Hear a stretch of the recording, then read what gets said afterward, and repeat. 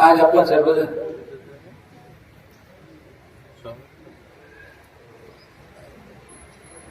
आपल्या मालेगाव कारखान्याच्या होणाऱ्या सार्वत्रिक निवडणुकीसाठी काय करायचं या संबंधांना विचार करण्याकरता आपण एकत्र आलेलो आहोत. आपल्याला सगळ्याला माहिती आहे की 60 वर्षापूर्वी 65 वर्षापूर्वी आपल्या वडवडिलांनी जुन्या जयंत्या माणसांनी सहकारी साखर कारखान्याची स्थापना केली. त्यावेळेला त्यांना ₹450 द्यायचे एक शेअर अर्ध्या एकराचा ठरला होता. ते शेअरचे पैसे भरायचे सुद्धा त्या काळात शेतकऱ्यांच्या पैसे नव्हते. अनेक शेतकऱ्यांनी शेअर घेण्याकरता घरातलं धान्य विकलं, सोनं नाणं मोडलं.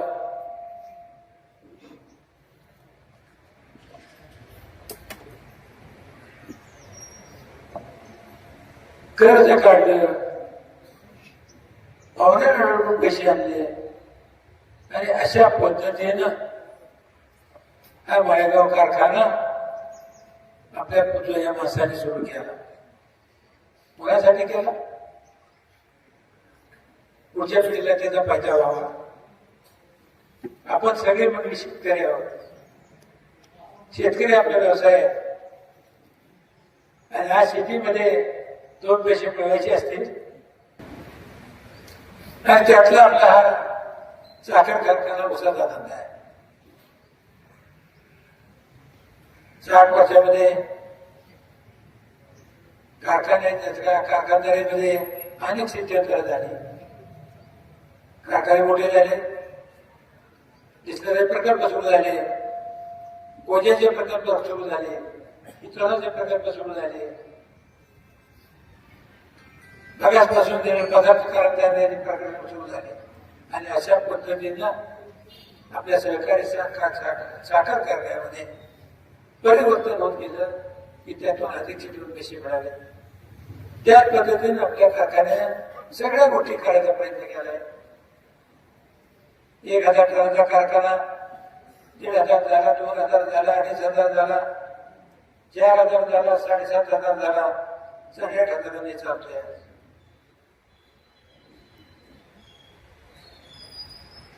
हे परिवर्तन घेतलेला प्रकल्प झाला, इथोनाचा प्रकल्प झाला, कोजेचा प्रकल्प झाला, कॉलेज झालं, कार्यालय झालं.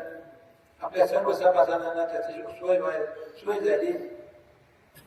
प्रपंचाला 2 पैशाचा हातभार लागला. कॉलेजच्या सुविधेमुळं मुलं शिकली, मुली शिकल्या, जगाच्या पाठीवर गेली. आपल्या सभासदांची मुलं मुली गेली. आणि अशा प्रकारचं परिवर्तन आज आपल्या ह्या कारखान्यामध्ये चालू आहे. काय चाललंय? काय झालं का गेल्या 5 वर्षामध्ये आपले खलाटे निवडून आले, निवडणूक अधिकाऱ्यांना जाहीर केलं. निवडून आले तर सर्टिफिकेट दिलं, सरकारनंतरचा फॉर्म दिला, बिचारा घरी गेला. त्याने पुन्हा मतमोजणी घ्यायला लावली. बारामतीतले गुंड गोळा केले, एकापैकी केले आणि ह्याला परिवर्तन झाल्याचं जाहीर केलं आणि त्याच्या उमेदवार निवडून आले जाहीर केले. म्हणजे इतके गुंड गेले, जगाच्या पाठीवर कुठं पाहायला मिळायचे नाही. काय करायचं?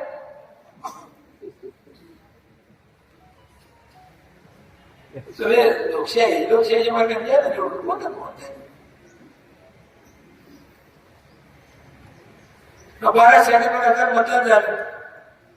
ते 46 मध्ये बांधले झाले. काय केलं? त्या पेट्याला सील केलं नाही, पेट्या उचलून नेल्या, खाली जागी ठेवल्या, दाखवून बाहेरचं माणसं ठेवलं दाखवलं आणि त्याच्या मतपत्रिकाच्या 4-5 रात्रीच्या आत सुटली. आणि त्यांनी काय काम केलं? आपल्या बॅलेच्या पत्रिकाच्या नुसती मारली 46 पत्रिका बाद होती आणि अशा पद्धतीनं 46 पत्रिका बाद केल्या. आपल्या खराट्यांना पराभूत जाहीर केलं. काय चाललंय? आज निवडणूक लागायची, मुदत संपली, सरकार कायद्याप्रमाणे निवडणूक आहे. ही निवडणूक बघायची आहे की ज्या लोकांनी हा कारखाना जे शेअर घेतले त्या लोकांमधून संचालक मंडळ निवडायचा अधिकार त्या सभासदांना आहे. करू द्या त्याची त्यांना, कोणाला निवडायचं तेवढं निवडू द्या, करू द्या. त्याच्या नवीन मुलाला हाता केलेल्या चांगला करत कारभार करतील. काय नाही, आम्हाला सांगितलं म्हणजे तुमचं वय झाले, आता मला काय करत नाही. मग त्या खाण्यासाठी कारखान्यात बंद वय बघायला काही बोलत. अशा काही गोष्टी करायच्या, चुकीचं वागायचं, दमदाट्या करायच्या. आता ते कोणी ऐकून येणार नाही. मागच्या वेळेला सरकार वेगळं होतं, आताच सरकार न्याय देणारं सरकार आहे. त्या सरकारच्याकडे आपण जाऊ शकतो, आपल्यावरती होणारी अन्यायाची धार त्याच्यावर मागू शकतो. अशी आजची परिस्थिती आहे.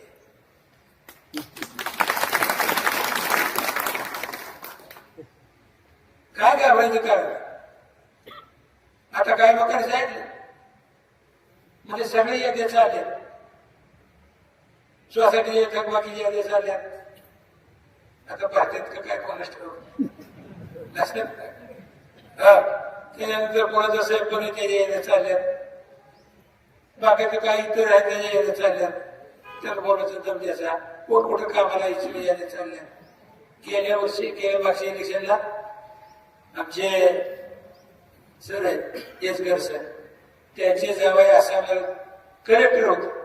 त्या कलेक्टरला फोन केला, म्हणजे तुझ्या साथाला सांग मला आम्हाला मध्ये आला बघा कुठे अन्याय चाललाय. त्याने मी केला फोन, काय करणार? म्हणजे अशा पद्धतीचा विचार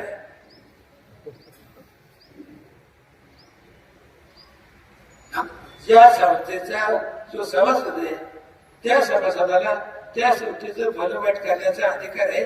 त्याला ठरवू द्या. तर ह्याच्या कारभाराची पद्धत म्हणजे काय सांगायचं तुम्हाला? ते बघा, 2 शुगर साखर कारखाना त्यांचा आहे,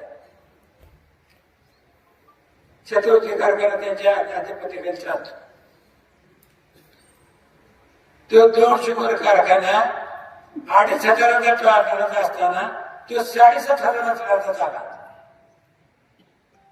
आणि छत्रपती सहकारी साखर कारखाना आज म्हणजे दिवस म्हणजे गोठतोय अशी अवस्था आहे.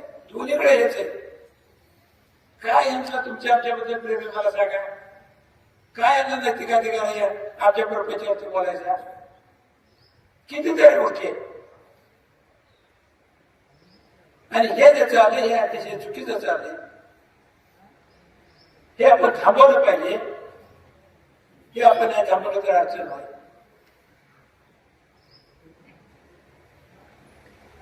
इतक्या चुकीच्या गोष्टी आहेत. त्याला दमती त्याला दमती बघतो सांगतो जावतो.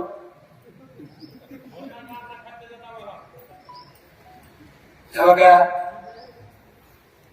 अजून मी भेटत लोक नको बाबा डोळ्यात पडून गेली काय काय खातोय का? इकडे बारामती झालं का ते बरेचसे पुढे बेकार जाऊन नाही त्याच्या चांगल्याला चांगलं माहिती त्यांच्याकडे तयारी नाही. बरोबर बरोबर म्हणायला तयार नाही. आता इलेक्शन लागलं आम्ही पॅनल ग्रुप त्याचं दिसलं त्याला आम्हाला निरोप आपण एकत्र बसू. तुम्ही 5 वर्षाची मग राहा. संचालक म्हणून तुमचं तुम्ही निवडा, आमचं मी तुम्हीच निवडा. बघा रागामध्ये झाला. अहो कोण सत्ता सोडतं का? सोसायटीचा ते म्हणजे बाहेर व्हायचं म्हणलं तर त्याचा जीव खाली वर होतोय. इथं माळ कारखाना कारखान्यासाठी कोच होते पण नुकती दिशा बोलता आम्ही सांगितलं मला बाबा आम्हाला तुमचं ते काय गादी नको आणि ती सीट नको आणि तुमचं चेअरमन नको. आम्ही आमच्या लोकांत जाऊ लोकांच्या बरोबर चर्चा करू लोक जातात ते काय चुकलं का आवाज आपल्याकडे खावायचे आपल्याकडे. आता महिन्यापूर्वीच निवडणूक झाली छत्रपती कारखान्याची पृथ्वीराज बाबूने तयार केलं मेळावा बोलावला त्या मेळाव्यात सर्व पक्षी मेळावा म्हणजे मी यायला आले बसले काय सांगितलं म्हणजे सगळे अधिकार तुम्हाला चेअरमन तुम्ही राज्याला म्हणलं तुम्हीच निवडा काय अडचण नाही मी नुसतं तुम्हाला मार्गदर्शन करायला ना विचार बापू पोळ काय सांगायचं होय म्हणलं बसलेच पियाला ठरवायला मग बापाला सांगितलं म्हणजे तुम्हाला 21 पैकी 7 मला 7 आणि बर्थडे मला 7 आता यांची 7 कुठे चालायची खेळ का टीपी का खेळ सगळ्याचा ते आपल्या प्रपंचाचं आपल्याला होऊ द्यायचं नाही आपल्या कारखान्याचं वाटून होऊ द्यायचं नाही ते आपण सर्वजण समजून घ्या. जर कारखाना आपला चालला नाही तर आपल्याला काय अवस्था होईल तर आपल्याला उसाचा धंदा बाजूला करा. आपल्या शेजारचे छत्रपती कारखाने आपले पाहुणे त्यांची काय अवस्था झाली बघा. पटकनचा कारखाना सुटत होता त्याची काय अवस्था झाली बघा. साखरवडच्या मंडळीची याचा आता कारखाना सुरू झालाय नव्हता काय अवस्था झाली बघा. पाटणच्या कारखान्याची काय अवस्था झाली ती आपली अवस्था होईल. ह्याला नाही जमायचं त्याचं कारण नसेल त्याने केलं मोठे कारखाने 2,500 कारखाना 17,500 केला. सभासद म्हणाल तर एक बी नाही हेच एकटे सभासद सगळ्या दिवस गोळा करणार आहे. आता या सिजनला काय केलं आपल्या तिन्ही कारखान्याचे मुलं बोलव छत्रपती सोमेश्वर माळेला बसले म्हणजे 28 रुपये ऍडव्हान्स काढायचा 28 रुपये काढायचा. त्याचं काय चाललं नाही हो हे मोबाईल म्हणायला लागलं 28 ऍडव्हान्स काढला. पलटण कारखाने 31 काढला साखरवाडीने 31 काढला. कोण थांबतंय तुमच्यासाठी सगळा गेट घेतला तिकडे गेला. ते आपण 31 रुपये नंतर दिले कारखाना बंद अगोदर दिले असते आपला 8-6 लाख 1.5 लाख टन अजून कृषी वाढला तर आणखी 2 पैसे मिळाले असते. त्याला काय भीती नाही त्यांच्या कारखान्यावर मिळालं पाहिजे. हे सगळं चाललंय की त्यांच्यासाठी चाललंय तुमच्या आमच्यासाठी काय. मग आपण सगळे सावध व्हा जागे व्हा लक्षात आलं का नाहीतर आपलं काय करायचं समजून घ्या. आता तिथं सांगते तुम्ही माळेगावचा कारखाना 7,500 केला म्हणून म्हणजे ते नदीचं पाणी दूषित झालं. अहो ते पाणी दूषित होऊ नये म्हणून तुमच्या संचालक मंडळानं 8,86,00,000 रुपये खर्च केल्या. चुकीच्या पद्धतीने पैसा खर्च केला हे सांगायचं राहून गेले. 7,500 कारखाना झाला म्हणून पाणी नाही खराब झालं शोभत का बोलायचं काही बोलायचं त्याला पर्याय दुरुस्त करता येतं. ते पाणी वेगळ्या पद्धतीने शुद्ध करता येतं. मशीन लावली चुकीच्या माणसाकडून लावली चुकीच्या पद्धतीने लावली ते झाकून ठेवायचं. 7,500 कारखाना केला 4,000 म्हणून पाणी खराब झालं. पाणी खराब होतं त्याच्यासाठी सोल्युशन आहे पर्याय. मध्यंतरी ते प्रल्हाद पटेल केंद्रीय मंत्री आपल्या गावात आले होते. ते आमच्या युवराज पाटलांच्याकडे मुक्कामाला होते. भाजपचा एक नियम आहे मात्र कुठल्या हॉटेलात उतरायचं नाही कार्यकर्त्याच्या घरी उतरायचं. मग ते आमच्या युवराज पाटलांच्या घरी उतरायला आले. त्यांच्याकडे पर्यावरणाचं दिल्लीचं जगात देशाचं खाते काकाला मी बोलून घेतलं. सकाळी उठल्यावर म्हणलं काका जरा बोलू आपण त्यांच्याकडे. आम्ही गेलो बोललो त्याला मला साहेब असं असे असं असे त्यांनी सगळं ऐकून घेतलं आणि आम्हाला दोघांना सांगितलं तेव्हा मी पुढच्या 2 नाहीत येणार आहे. त्यावेळेला दिल्लीची माझी टीम येईल मी राज्याची टीम सुद्धा बोलवतो आणि नदीचा सर्वे करू आणि त्यात काय उपाययोजना करायची त्या मार्गावर काढ. ते मला कळलं काय केलं या बाजऱ्याने, सगळे काबळे मोखवलं केलं, पाणी धुवून लावली जायचं की ते कळलं नाही पाणी कुठं पाणी खराब येते कुठं खराब येते. इतकी आपली मदत असते ज्यांनी केलं नाही ते नाही, ते केंद्र मंत्री करत होता त्याला करू दिलं नाही, काय सुद्धा नाही त्याला. इतकंच काय छत्रपती कारखान्यामध्ये उभा करताना पवारसाहेबांची वडील आबा त्या कारखान्याचे फाउंडर डायरेक्टर, अजितरावचे वडील तात्यासाहेब त्या कारखान्याचे डायरेक्टर व्हायचे.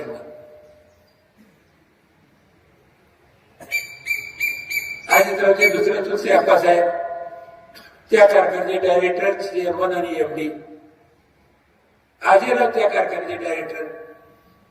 त्या भागातल्या सभासदांनी त्यांच्यावरती प्रेम केलं, 3 पिढ्याला तिथे निवडून पाठवलं.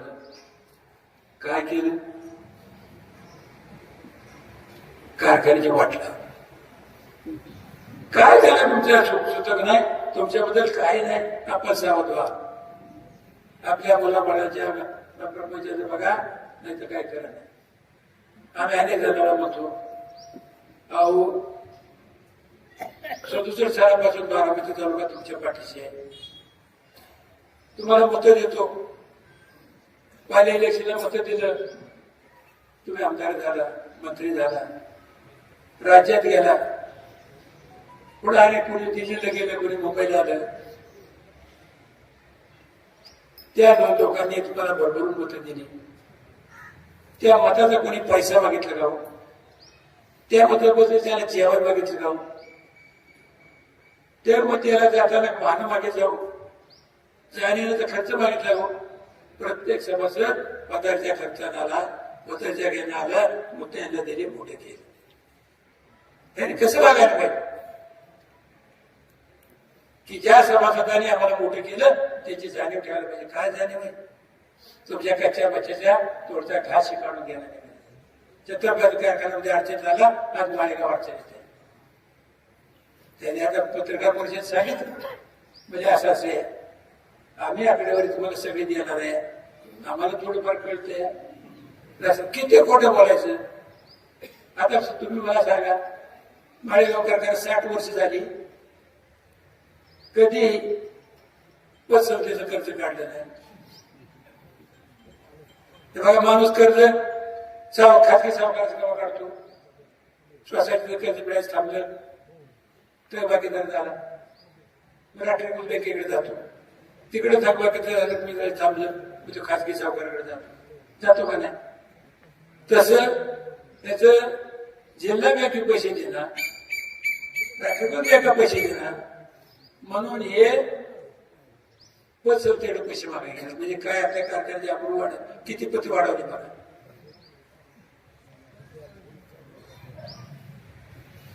₹23-24 कोटी रुपये त्यांनी काढले, तेव्हा मध्यंतरीचा पगार पैसे झाले. आता मध्यंतरी 32 रुपये दिले, कर्ज काढलं. काल सुद्धा 100 कोटी रुपये काढले, कर्ज काढायचे पैसे नाही. आता तुम्ही मला सांगा, हे 32.5 द्यायला यांना पैसे नाहीत, पुढचं फायनल कशाचं देणार? तुम्ही द्या. कर्ज काय, जी साखर आहे, जे अल्कोहोल आहे, जो विजेचा पैसा आहे, तो बाजार जाता सुद्धा यांच्याकडे पैसे नाही. काय तुम्हाला दिलेले 3200-3250 हे सुद्धा कर्ज काढून पूर्तता केलेली. पुढचं पेमेंट कसं होणार मला? तुम्हाला सांगा, मी किती साखर शिल्लक आहे त्याचा हिशेब देणार, बाजारभाव किती हिशेब देणार, त्यात उचल किती केली राहते, पोत्याला किती पैसे राहिले त्याचा हिशेब देणार आहे. लक्षात का? त्याच्यानंतर अल्कोहोल मधून किती पैसे देणार आहेत, बाकीच्या वेजेचे पैसे किती येणार देणार आहेत, आणि मग सभासदाला भाव द्यायला पैसे कुठून आणणार हे सांगायचे. आपण आयला त्याला विचारा, बाबा काय करणार आहे? आपले डिस्प्ले 25-30 कोटीचे असेल, ते एवढा 100 कोटी कर्ज काढले. 100 कोटी मजूर कारभार घेतल्यात, 10 कोटी रुपये उचलल्यात, आता बाकीच उचलायचे. तुम्ही सांगा तर भागात 12 रुपयाचे कसा होतो, असो 8,000 रुपयाचे कसा असतो. अशी आपल्या कारखान्याची अवस्था त्यांनी केलेली आहे. आणि हे जर थांबवायचं असेल तर आपल्याला एकत्र आल्याशिवाय आपल्या सगळ्या आपल्या सर्वांनी अडीअडचणी आहेत. हिवे जावे तो पंचायतीला मला असा म्हणला, सोसायटीला तसा म्हणला, आमच्या वेळेस तसा म्हणला, मला पाणी अडवलं, सगळे डोक्याचं काढ. हे जर आपण डोक्यात ठेवून बसतो तर आपलं सगळं आड. मगाशीच कोणतरी सांगितलं, आपण सगळ्यांनी एक निर्णय घेतलेला आहे. आपलं जे पॅनल आहे ते शेतकऱ्याच्या मुलांनी शेतकऱ्यासाठी उभं केलेलं पॅनल आहे. शेतकरी त्याची जात आहे, शेतकरी त्याला पक्ष आहे. आणि अशा पद्धतीचं आपलं हे पॅनल आहे. तुम्ही आम्ही सगळेजण आपण नेते आहोत, कार्यकर्ते आहोत. आपण सर्वांनी त्याचा विचार केला पाहिजे, भान ठेवलं पाहिजे. खूप गोष्टी आहेत. आता बघा त्यांची यादी येईल, काची यादी आली ती म्हणतात ती यादी खोटी होती, खोटी नव्हती. यादी खरी होती मग लोकांच्या तक्रारी गेल्या, मग ती बदलायची ठरली. बदलायचं कसं, मग मुलाखती घ्यायची. ती यादी खोटी होती म्हणायची. आता तुमच्या ऑफिसात यादी बाहेर पडली, खोटी म्हणायची होय, कसं सांगायचं खोटी, खोटी. आता खरी भाई यादी भारी, त्या यादीमध्ये या मागच्या चुका करणारी माणसं असणार आहे. याला घ्या. जनरल कुठल्याही सहकारी संस्थेची जनरल मिटिंग हे सुप्रीम कोर्ट असतं. ते जो निर्णय घेतो फायनल असतो. आपल्या काय महिन्यात जनरल बोलले, आपल्या संचालक मंडळानं काय केलं, जनरल मिटिंगचा सुप्रीम कोर्टाचा निर्णय उचलून जावला, खोटं प्रोसिडिंग लिहिलं आणि आपल्या पुढे ठेवलं. आपण सगळेजण एकत्र आलो, ते हाणून पाडलं, म्हणून तुमची आमच्या आजी निवडणुकीला तुम्हाला संधी आहे. ती गाव 11 जोडली असती, त्यांनी मुंबईची यादी पाठवली असती. हे उमेदवार जागा तुम्हाला बसायला बोलायला संधी नसते. अब काय सांगायचं तुम्हाला. छत्रपती कारखान्यात 33,000 सभासद केले, 32,000 मूर्त आहे. त्याच्या 15,000 समाजाला कायच नाही. ती येतात दर आठवड्याला महिन्याला येतात 5 किलो साखर, आणि जे जनरल मिटिंगला पुढा घेऊन जातात. त्याला ऊस नाही, दाट नाही, त्याला ऊस पेपाला त्याला त्यांची साखर द्यायची. अशी अवस्था आहे. तीच अवस्था आपल्यामध्ये करायचा त्यांनी प्रयत्न केलेला आहे. काही आता जे काही नवीन सभासद केल्या त्यांना ऊस नाही, नुसत्या जमिनीत पैसे यांनी भरलेत, मतासाठी सभासद केल्या. का हे कारखाना त्यांना संपवायचा आहे. हा कारखाना का संपवायचा, तर तुम्ही जे 12, 14, 15, 17,000 टन ऊस गाळता तो ऊस त्यांच्या कारखान्यात पाहिजे. तो जर त्यांच्या कारखान्यात द्यायचा असला तर तुमचा कारखाना थांबवला पाहिजे. हा त्याचा प्रयत्न. आणि तुम्हाला माहिती आता तिथं बघा 28 रुपये दिले, तर 100 रुपये देतात, सगळं द्याच. आता आपलं केलं 31 कर्ज काढ, पुढच्याला काय नाही. ही सगळी वादात केलेली, काय केली, खर्च कसे केले, तर काय सांगायचे. 6 लाखाचं बिल 10 लाखाचा चेक निघतोय. आपल्याकडे कागद आहे,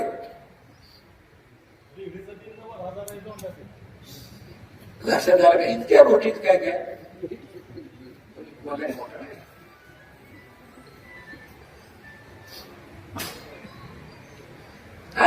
अनेक गोष्टी आहेत. काय बोलायचं.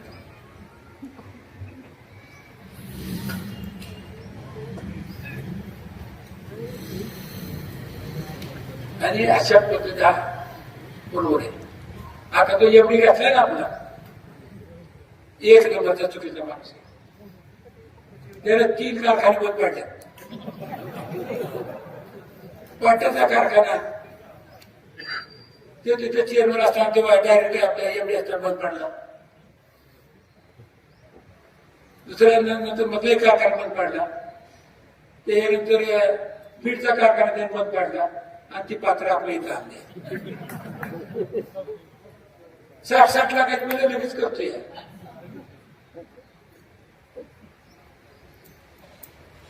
अरे सगळे संपवायचे, तुम्हाला सभासद चुकीची वाढवायच्या, कर्ज करून ठेवायचे, सगळ्या गोष्टी तुम्हाला करायच्या. जो कारखाना तुमचा महाराष्ट्रातला एक नंबरचा कारखाना, एक आदर्श कारखाना समजलं जायचं. माळेगावच्या सभासदाला मान सन्मान होता. 4 पावल्या तुम्ही गेला, माळेगावचा कारखाना सभासद म्हणलं, माणसं समोर समोर बसून जागा तुम्हाला येत होती. काय असतंय आपल्या कोणामुळे? अनेक गोष्टी.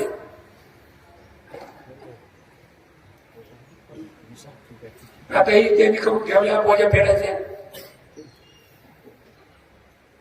मग पुन्हा छत्रपतीच्या फाटावर पटपट जायचं का आपण? नाही जाऊ का? आपल्याला माहितीसाठी सांगतो, माळेगाव कारखाना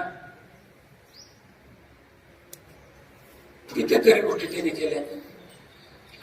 जेव्हा का वसंतराव दादा मुख्यमंत्री होते, यशवंतराव मोदी साहेब सहकार मंत्री होते, त्यांचा कृष्णा कारखाना चांगला चालायचा. ते आजूबाजूचे शेतकरी इतर कारखाने उच्चाला घालायचे. वसंतराव दादा मुख्यमंत्री असल्यामुळे म्हणायचे, यशवंतराव नका त्या नवीन कारखान्याचं उसानं, ती नवीन जन्माला आली बाहेर बरोबर जाते.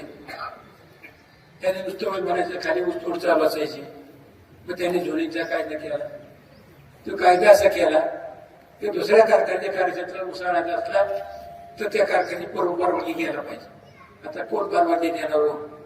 आपलं तर अर्ध पोट बाकी केल्याशिवाय पर्याय नाही आपल्याला. काय करायचं? असे महाराष्ट्रात अनेक काय कारखाने आहेत.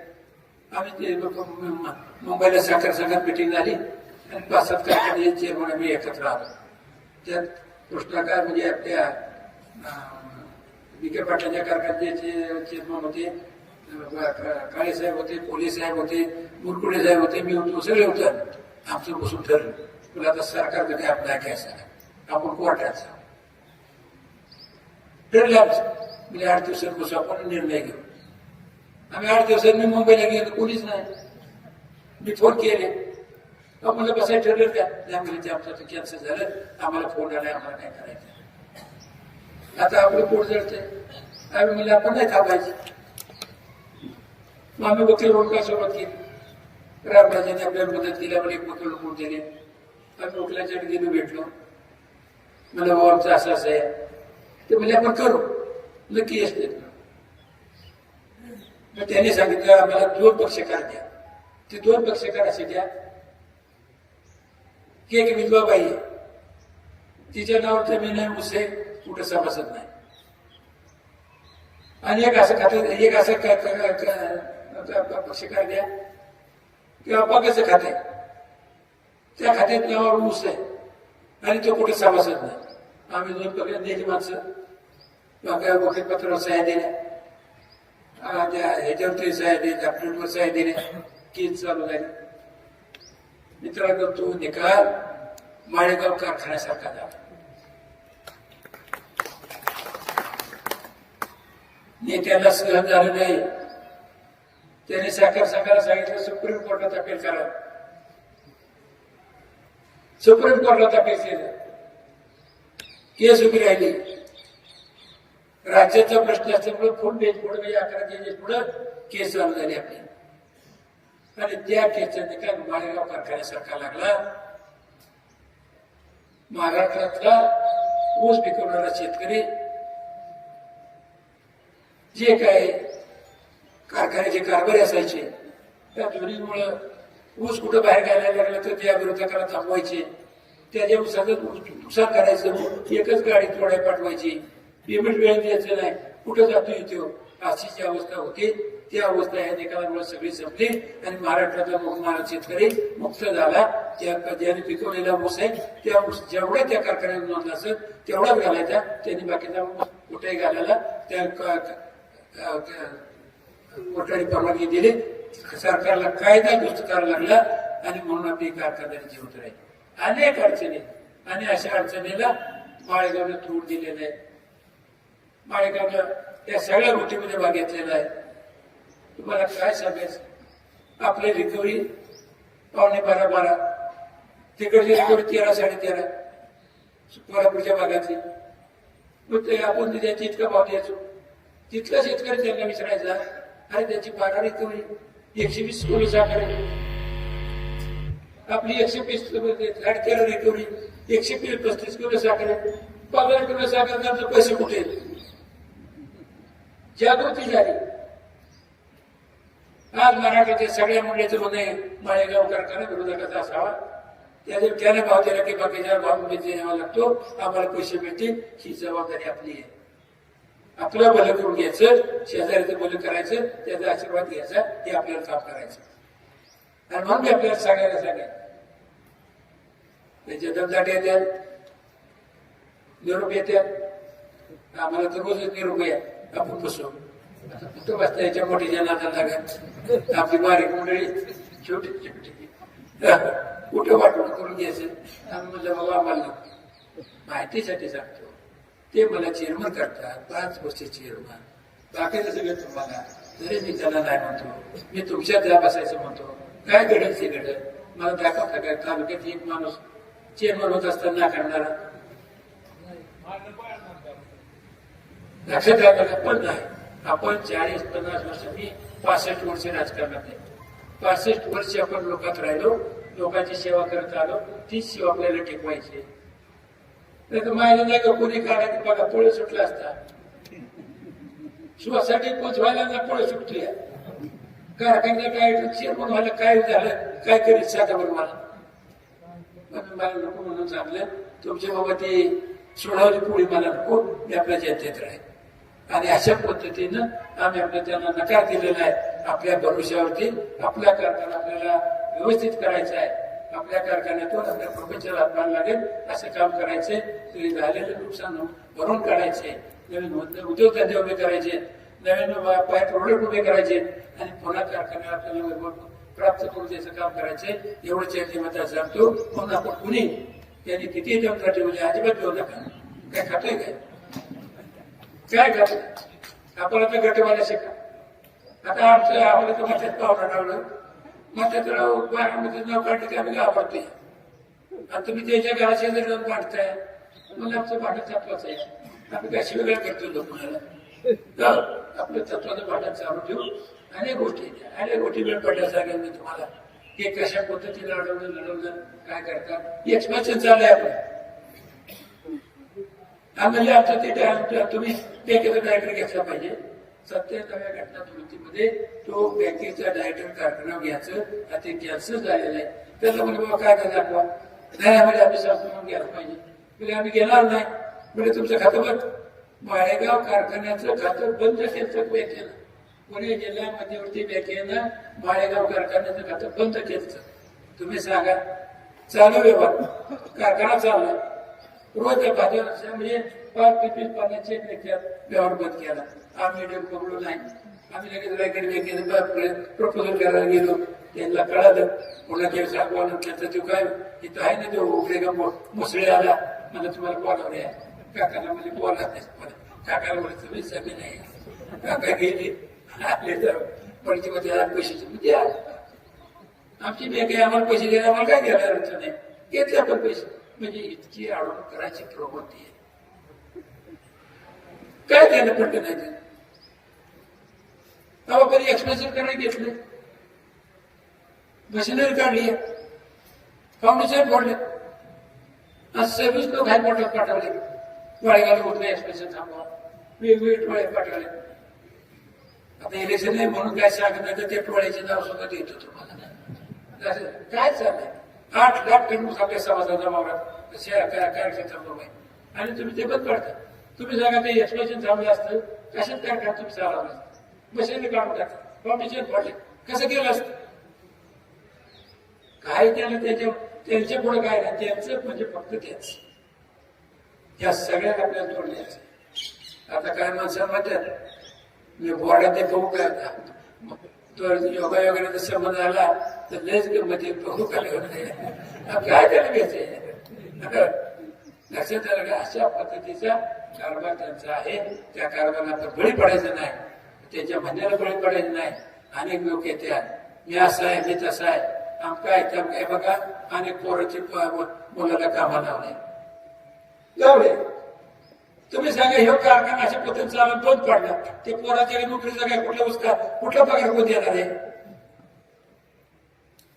या पद्धतीने कारखाना चालवला बंद पडल्यानंतर त्याला पगार कुठला येणार आहे मला सांग. त्या मंडळी सुद्धा विचार केला पाहिजे. ते पुढच्या वाहनात असं नावात बसायचं की आपलं वेगळं वागायचं त्याने ठरवायचं. अशा पद्धतीने सगळ्यांनी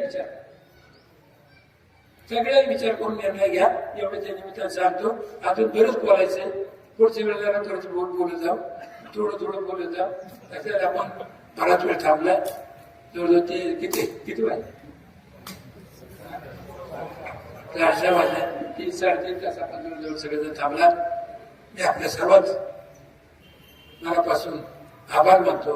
माझे 2 शब्द ऐकून घेतले त्याबद्दल आभार मानतो आणि थांबतो.